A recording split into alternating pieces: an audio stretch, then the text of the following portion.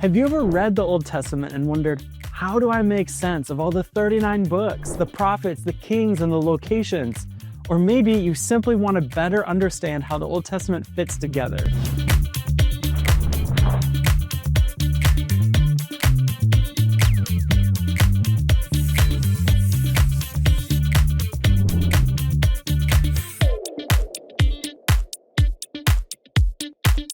Yes, the Old Testament is complex, but it doesn't have to be confusing. In the next 11 minutes, I'm going to use the Old Testament timeline to make sense of all those details. But before I start, I want to break down the timeline. The vertical axis up and down represents time. The horizontal axis, left and right, represents rough geography of the ancient Near East. The story of the Old Testament, shown in a gray line, it moves across the ancient Near East over the span of 1700 years. The 39 books of the Old Testament, they're shown in blue, and the blue outlines represent the time span of the events that are described in a book, not when the book was written. The small number next to the book title shows the order in which the book appears in the Protestant Bible. And finally, the books that are underlined are difficult to date in history, so assumptions were made. All right, ready to start? Here we go. It all starts with the book of Genesis. At the beginning, with God's creation of the universe, mankind, and everything that we see, and it was good. God gave man and woman dominion over the world, as well as a few commands. Adam and Eve disobeyed God, and that sin caused a terrible chain reaction. Mankind was separated from God, creation was cursed, and death entered the world. Yet God promised that a descendant would come from Eve, who would reverse this fallen condition. And the rest of the plot of the Old Testament follows Eve's descendants as the reader seeks for this Savior.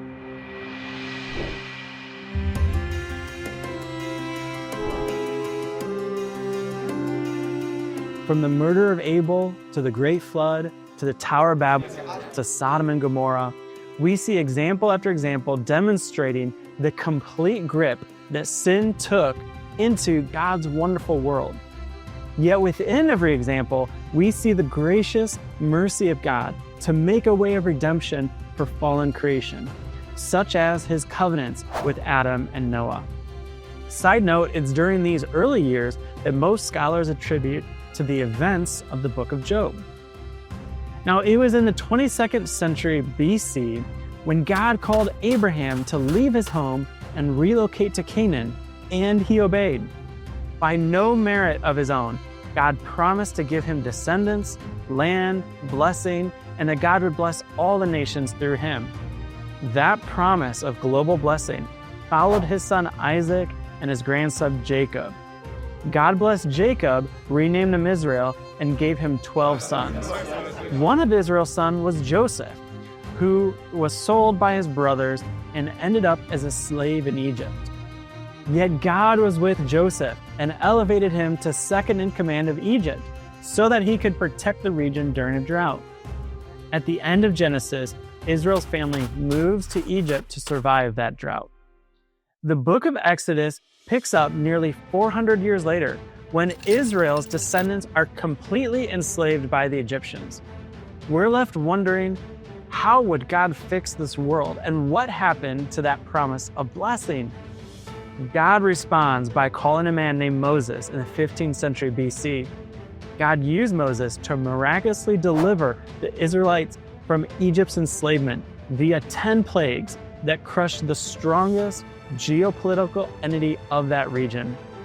Moses led the Israelites out of Egypt, parted the Red Sea, and that glorious experience of deliverance, it imprinted into their national identity a profound appreciation for God's salvation. God miraculously led them through the wilderness with a cloud by day and fire by night to Mount Sinai, where God revealed himself to Moses. He spoke to Moses, gave him the 10 Commandments and the law. The law helped this newly formed nation know how to behave, how to relate to each other, and most importantly, how to relate and approach God. In fact, God sent his very spirit to dwell in a mobile tent called a tabernacle, and that became their greatest national distinction. the presence of the very living God. The law's importance in the Old Testament cannot be overstated, and the Mosaic covenant, it shaped the Old Testament's theology. Later, kings were measured by it, and prophets held people accountable to it. But even as Moses gave the law, the Israelites failed to obey the Mosaic covenant, and God judged an entire generation, causing them to walk around the desert for 40 years. The books of Leviticus, Numbers, and Deuteronomy detail these epic events. After that generation passed, we move into the book of Joshua at the turn of the 13th century BC. After Moses died, God used Joshua to lead the Israelites into the land of Canaan, a place so wicked it didn't bother people to offer their firstborn children as human sacrifices to their gods. Due to their depravity, God used the Israelites to inflict his judgment upon them as they conquered the promised land. The book of Judges covers the next several hundred years, and it follows the Israelites' moral descent into depravity as they assimilated to the culture around them. At the end of the time of the Judges, it looked as if the blessing, the redemption, God's presence were just a distant memory. Yet, the book of Ruth shows us that not all the Israelites had lost their way. The books of 1st and 2nd Samuel and 1st Chronicles cover the turn of the millennium, and they introduce a prophet named Samuel, whom God used to direct the nation. Samuel instituted a royal order for the young nation, starting with Saul. King Saul's short-lived obedience to God, it ended in failure, and God chose David at a young age. David killed a giant, experienced great military success, and ultimately was made king of Israel. He enlarged the borders and established Jerusalem as Israel's capital. Yet his most important contribution was a reprioritization of the presence of God. And in response to that, God made a covenant that David's son Solomon would build a temple for God's presence. And God also promised that a future descendant would establish God's eternal kingdom. Just in case anyone asks, could King David be that promised Savior? The promise about Eve's offspring securing blessing that was promised to Abraham? No, even David fell short. He committed rape and murder, and David genuinely repented. His son Solomon grew up and built the first Jerusalem temple, and God's presence descended into that temple.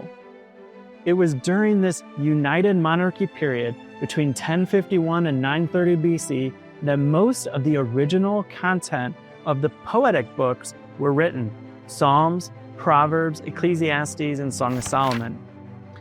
God gave Solomon divine wisdom, yet he disobeyed God's law. He walked in sin, and he taxed the people so heavily that the nation eventually split into two kingdoms in 926 BC, starting the divided kingdom era. The northern kingdom kept the name Israel and included 10 tribes, while the southern kingdom was called Judah, and it consisted of 2 tribes, Judah and Benjamin, who was added shortly afterwards. The books of 1st and 2nd Kings and 2nd Chronicles cover the divided kingdom era between 930 BC and 586 BC. All of Israel's kings were wicked, and most of Judah's kings were wicked. Now, after Samuel, God had sent prophets to his people, and they served as God's spokesperson, guiding, warning, and instructing the people to return back to God. God gave the Israelites time to repent before receiving the consequences of breaking the Mosaic covenant. Elijah, Elisha, Amos, Hosea, they spoke to Israel, while Isaiah, Micah, Zephaniah, Jeremiah, and Habakkuk spoke to Judah. Joel is difficult to date, but probably spoke to Judah during the divided kingdom era. However, God's people largely ignored their prophetic exhortations, which put them in danger of no longer being divinely protected from their enemies by God. Israel's kingdom lasted only 204 years until it was destroyed by Assyria in 722 BC. Most of the northern kingdom adopted other religions, which is why we don't hear anything about them after this. Judah lasted a bit longer, 340 years, before they were defeated by the Babylonians, who destroyed Solomon's temple in 586 BC. The destruction of the temple, it crushed God's people and their hope for redemption, which is an appropriate setting for the book of Lamentations. The Babylonians took many captives from Judah into exile in Babylon, where God's people wrestled with how to relate to God without a nation or a temple. They wondered, how could God save this broken world and fulfill his promise of blessing? Yet, Ezekiel promised a future restoration, and the book of Daniel illustrated that God was with his people during their exile. The Persians overtook the Babylonians, and the Persian king Cyrus issued an edict in 538 BC authorizing the exiled Israelites to return back to their land.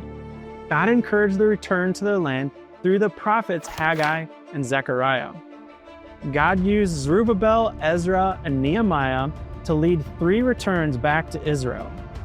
Many Israelites, now termed Jews, remained dispersed throughout the ancient Near East, which is the setting of the book of Esther in Persia. There are also books that focus on prophetic activity directed to nations other than Israel. Obadiah to Edom, Jonah to Nineveh, and Nahum to Assyria. The Old Testament ends with the rebuilding of Jerusalem and the Second Temple. The book of Malachi concludes the Old Testament with a prophetic anticipation of God's coming salvation. The Old Testament shows us that mankind cannot fix this broken and sinful world. Readers are left wanting Eve's descendant who would come to redeem this world and bring God's people back into his presence. So thanks for watching. I've had a lot of requests for hard copies of the Old Testament timeline, so I made a cardstock version that you can slip into your Bible. The timeline will help you during your devotional reading to see how any book of the Old Testament fits into the whole plot of the Old Testament. And finally, it's really helpful to understand what happened between the Old Testament and the New Testament, the intertestamental period. I explain that and so much more in my study, Old Testament Breakthrough. There's a link in the description to both of those resources. Thanks for watching.